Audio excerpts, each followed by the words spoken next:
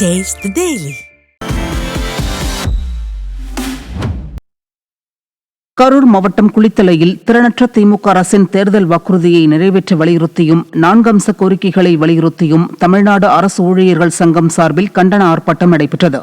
திமுக ஆட்சிக்கு வந்தால் அரசு துறைகளில் உள்ள சிறப்பு காலமுறை கான்ட்ராக்ட் அவுட்சோர்சிங் முறைகளில் பணியாற்றும் ஊழியர்களை நிரந்தரப்படுத்துவோம் என தேர்தல் வாக்குறுதி அளித்தது. ஆனால் தற்போது அதற்கு முரணாக அவுட்சோர்சிங் கான்ட்ராக்ட் நியமனங்களை மேற்கொண்டு வருவதை ரத்து செய்ய வேண்டும் என்பன உள்ளிட்ட 4 அம்ச கோரிக்கைகளை வலியுறுத்தி ஆர்ப்பாட்டம் நடைபெற்றது.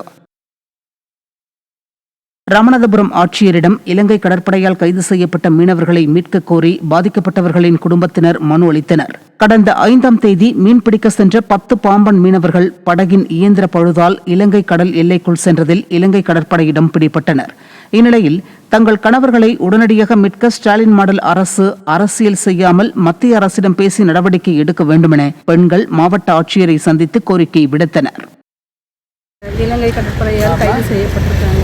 எங்களுக்கு அன்னன்னைக்கு கூலிக்கு போனால் தான் நாங்கள் சாப்பிட முடியும். எனக்கு 2 பொம்பளை பிள்ளை, ஒரு பையன் நாமக்கல்லில் படிச்சுக்கிட்டு இருக்கான். ஃபீஸ் கட்ட சொல்லி 2 நாளாக ஃபோன் பண்ணிக்கிட்டு இருக்கான்.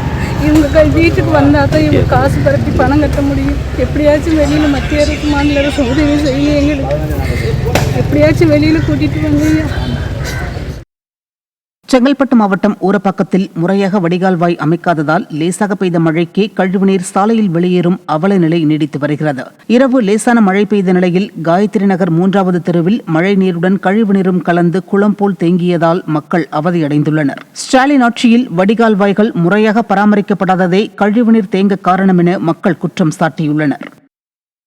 எல்லாம் நோய் ஏற்கனவே கிடக்குறோம். இந்த தண்ணி வர இன்னும் 2 நோய் தான் வருது. இப்போ சாக்கடை தண்ணி தெரியல, பாக்குறீங்களா? சாக்கடை தண்ணி இந்த மாதிரி வருது, வரலாமா? சொல்லிருக்காங்க, போய் அவங்க நம்பர்ஸுங்க இருக்காங்களே அவங்க கிட்ட எல்லாம் சொல்லிட்டு தான் இருக்கிறாங்க. யாரும் இது பராமரிக்கவே மாட்டாங்கப்பா. அதுக்கு முன்னெல்லாம் தண்ணி வரும், அது பிரச்சனை இல்லை. இப்ப 3 வருஷமா இருக்குப்பா அந்த மாதிரி. இந்த வருஷம் தான் ரொம்ப மோசம். இந்த ராத்திரி ஒரு தொட்டு நிச்சு இது வந்துடுச்சு தண்ணி. நாமக்கல் மாவட்டம் ராசிபுரம் அருகே விவாகரத்து வழக்கில் ஆஜரான வழக்கறிஞருக்கு கொலை மிரட்டல் விடுத்தவரை கைது செய்யாததால் எஸ்பி அலுவலகத்தை வழக்கறிஞர்கள் முற்றுகையிட்டனர். கண்ணூர்பட்டியைச் சேர்ந்த சங்கீதா என்பவருக்கு விவாகரத்து கேட்டு வழக்கறிஞர் கணேசன் என்பவர் வழக்கு தொடர்ந்துள்ளார். இந்நிலையில் சங்கீதாவின் கணவர் முருகானந்தம் வழக்கறிஞர் கணேசனை தொலைபேசியில் தொடர்பு கொண்டு கொலை மிரட்டல் விடுத்துள்ளார். இது தொடர்பான புகாரில் முருகானந்தத்தை கைது செய்யாததால் வழக்கறிஞர்கள் ஊர்வலமாக சென்று எஸ்பி அலுவலகத்தை முற்றுகையிட்டனர். கடலூர் மாவட்டம் நெய்வேலி சுரங்கத்திலிருந்து நிலக்கரியை ஏற்றிக்கொண்டு செல்லும் கனரக வாகனங்களால் சுற்றுச்சூழல் மாசடைவதாக பொதுமக்கள் குற்றம் சாட்டியுள்ளனர். நெய்வேலி என்எல்சி இந்தியா நிறுவனத்திலிருந்து நிலக்கரியை கொண்டு செல்லும் லாரிகள் நெடுஞ்சாலை வழியாக செல்கின்றன. இந்த நிலையில் இவ்வாறு செல்லும் லாரிகள் நிலக்கரியை முறையான பாதுகாப்புடன் கொண்டு செல்லாததால் நிலக்கரி துகள்கள் சாலையில் பறப்பதாகவும் இதனால் மற்ற வாகன ஓட்டிகள் கடும் அவதியடைவதுடன் சுற்றுச்சூழல் மாசடைவதாகவும் குற்றச்சாட்டு எழுந்துள்ளது. இதுகுறித்து திறனற்ற திமுக அரசின் மாசு கட்டுப்பாட்டு வாரிய அதிகாரிகள் கண்டுகொள்வதில்லை என மக்கள் வேதனை தெரிவித்திருக்கின்றனர். விழுப்புரம் மாவட்டம் செஞ்சி அருகே சுடுகாட்டுக்கு செல்ல முறையான பாதை இல்லாமல் உயிரிழந்தவரின் உடலை வயல்வெளியில் தூக்கிச் செல்லும் அவல நிலை உள்ளது.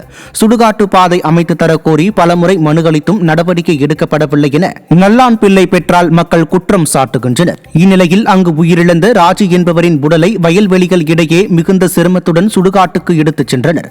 எந்த கொம்பனும் குறை சொல்ல முடியாத ஆட்சி என தம்பட்டம் அடிக்கும் ஸ்டாலினுக்கு இந்த மக்களின் வேதனை கேட்கவில்லையா என மக்கள் கேள்வி எழுப்புகின்றனர். திருவள்ளூர் மாவட்டம் பள்ளிப்பட்டு அருகே அரசு பள்ளியில் உள்ள மேல்நிலை நீர்த்தேக்க தொட்டி சேதமடைந்துள்ளதாக பெற்றோர்கள் குற்றம் சாட்டினர். கோணசமுத்திரத்தில் அரசு உயர்நிலைப் பள்ளி வளாகத்தில் உள்ள மேல்நிலை நீர்த்தேக்க தொட்டி மிகவும் சேதமடைந்து காணப்படுகிறது. இதனால் எந்த நேரத்திலும் குடிநீர் தொட்டி இடிந்து விழுந்து அசம்பாவிதம் ஏற்படும் அபாயம் உள்ளதாக பெற்றோர்கள் குற்றம் சாட்டினர். விடியா திமுக அரசிடம் புகார் கொடுத்தும் அதிகாரிகள் கண்டு கொள்ளவில்லை என அவர்கள் வேதனை தெரிவித்துள்ளனர்.